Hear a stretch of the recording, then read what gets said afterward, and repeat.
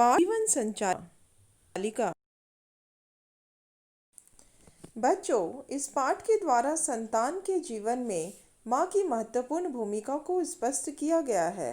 माँ ही अपनी संतान को जीवन के उच्च आदर्शों से परिचित कराती है, न करने योग्य कार्यों के परिणाम बताकर उसे सचेत करती है, उसकी भावनाओं को भलीभांति समझती है। आइए इस पाठ के माध्यम से देखते हैं कि किस प्रकार रामप्रसाद बिस्मिल जी की देशभक्ति संबंधी क्रांतिकारी विचारधारा को उनकी माँ ने समझा और बढ़ावा भी दिया।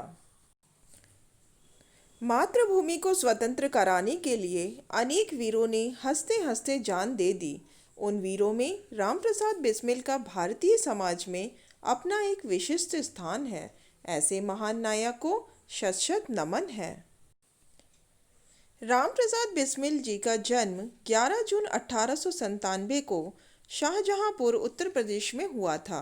उनके पिता का नाम पंडित मुरलीधर था और माता का नाम श्रीमती मूलमती था। माता पिता दोनों ही भगवान श्री राम के परम भक्त थे, अतः बालक का नाम बड़े प्रेम से राम प्रसाद रखा गया। बाल्यकाल से ही उनकी शिक्षा दीक्षा का विशेष ध्यान रखा जाने लगा, परंतु इस बालक को बचपन में खेलना अधिक प्रिय था। उनके पिता कुछ क्रोधी स्वभाव के थे, अतः पढ़ाई में ध्यान न देने पर वे कभी कभी पुत्र पर हाथ भी उठा देते थे, लेकिन माता सदैव प्रेम से ही समझाती थीं। पिता ने बालक को हिंदी का अक्षर ज्ञान तो कराया ही, साथ ही उर्दू सीखने के लिए उर्दू के स्कूल में भी दाखिल करवा दिया। इसके पीछे भी एक मनोरंजक घटना है, जिसका जिक्र बिस्मिल जी ने आत्मकथा के खंड 1 में किया है। उन्हें बचपन में ऊ लिखना नहीं आता था, जिसके चलते उन्हें एक बार पिताजी से खूब मार पड़ी। अंततः उन्हें उर्दू सीखने भेजा गया। फिर माताजी के स्नेहवश वे अंग्रेजी पढ़ने के लिए मिशन स्कूल भी गए। रामप्रसाद बिस्मिल जी की आर्य समाज में धीरे धीरे रुचि बढ़ने लगी। वे प्रायः प्रवचन, व्याख्यान आदि सुनते और साधु सन्यासियों की पूरी निष्ठा से सेवा भी करते। बिस्मिल अपनी माताजी से बहुत अधिक प्रभावित थे। उनकी माताजी अपने प्रोत्साहन और सद्व्यवहार से सदैव पुत्र के जीवन को दिशा दिखाती रहीं। बिस्मिल ने जेल से अपनी माता को एक पत्र लिखा था, जो अत्यंत हृदय स्पर्शी और प्रेरणादायी है। बच्चों, पत्र कुछ इस प्रकार है। जन्मदात्री जननी, सादर चरण स्पर्श। मुझे इस जीवन में आपका ऋण उतारने का अवसर नहीं मिला, यद्यपि इस जन्म में क्या अगले कई जन्मों में भी आपसे उऋण नहीं हो पाऊंगा। जिस प्रेम और दृढ़ता से आपने मेरा यह तुच्छ जीवन सुधारा है, वह अवर्णनीय है। मेरी शिक्षा, मेरी आत्मिक उन्नति, धर्म के प्रति मेरी रुचि, सब पर आप ही की कृपा है। महान से महान संकट में भी आपने कभी मुझे अधीर होकर कुपथ पर चलने नहीं दिया। मैं चाहूँगा कि जन्म जन्मांतर आप ही मेरी माँ बने। माँ, मेरे मन में एक ही तृष्णा शेष रह गई है कि मैं आपके चरणों की सेवा न कर सका। आप यह सोचकर धैर्य धारण करना कि आपका पुत्र माताओं की भी माता भारत माता की सेवा में अपने जीवन की बलि की भेंट दे गया। आप यह आशीर्वाद दो कि अंतिम समय में भी मेरा हृदय विचलित ना हो, और आप भी उसी प्रकार धैर्य रखना जैसे गुरु गोविंद सिंह की धर्म पत्नी ने रखा था, जिन्होंने अपने पुत्रों की मृत्यु को हर्षित होते हुए सहन किया था। आपके चरण कमलों में प्रणाम। आपका पुत्र राम। रामप्रसाद बिस्मिल 9वीं कक्षा में ही पढ़ते थे जब उनके हृदय में स्वदेश प्रेम की लौ जगी। उन्हें लगने लगा कि देश के लिए कोई विशेष कार्य किया जाना चाहिए।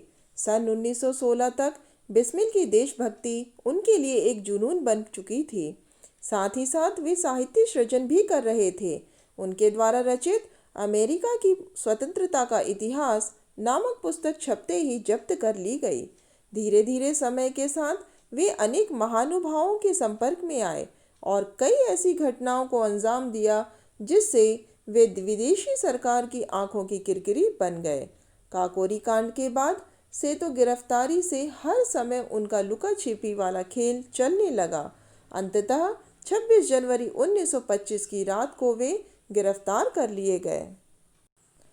अभियोग और मुकदमा चलाने का नाटक खूब चला, जिसमें बिस्मिल ने स्वयं अपने केस की ऐसी पैरवी की कि जज महाशय भी मुंह देखते रह गए।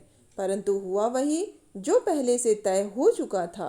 उनको एक खतरनाक अपराधी ठहराया गया और अंततः 19 दिसंबर 1927 को गोरखपुर जेल में फांसी देने की सजा सुना दी गई।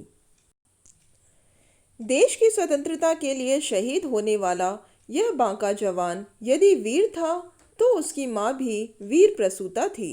रामप्रसाद के पिता ने जानबूझकर उनकी माता से फांसी की खबर छिपाई, क्योंकि उन्हें लगा कि संभवतः वे इसे सहन नहीं कर पाएंगी। वे अकेले ही पुत्र से अंतिम मुलाकात करने चले गए। माँ भी आखिर माँ थी। वे पिता से पहले ही बेटे के सामने उपस्थित थीं। कहते हैं कि माँ को सामने पाकर पुत्र की आंखें गीली भी ना हो पाई थी कि वे पहले ही सिहनी सी हुंकार उठी। अगर रोना ही था तो इस ओर ध्यान क्यों लगाया। फांसी के बाद उनकी माँ ने कहा, मैं प्रसन्न हूँ कि मेरे पुत्र ने शूर वीरों की भांति अपने प्राण न्यौछावर किए। वंदे मातरम, भारत माता की जय कहकर वे हंसकर फांसी के फंदे पर खुशी से झूल गए। इस वीर शहीद का स्मृति स्थल देवरिया जिले के बरहज नामक स्थान पर है, जिसके अंदर उनकी अस्थियों का कलश मौजूद है। इस प्रकार बच्चों, बिस्मिल जी के जीवन से प्रेरणा लेकर अपने जीवन को सफल बनाने का संकल्प लें। धन्यवाद।